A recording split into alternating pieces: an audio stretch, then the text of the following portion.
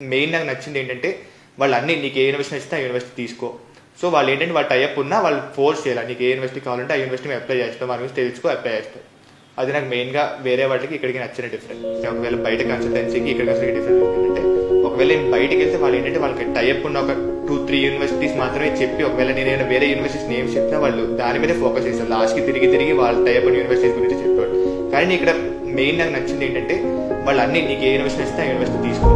So వాళ్ళు ఏంటంటే వాళ్ళు టైఅప్ ఉన్నా వాళ్ళు ఫోర్స్ చేయాలి, నీకు ఏ యూనివర్సిటీ కావాలంటే ఆ యూనివర్సిటీ మేము అప్లై చేస్తాం, మన గురించి తెలుసుకో అప్లై చేస్తాం. అది నాకు మెయిన్గా వేరే వాటికి ఇక్కడికి నచ్చిన డిఫరెన్స్.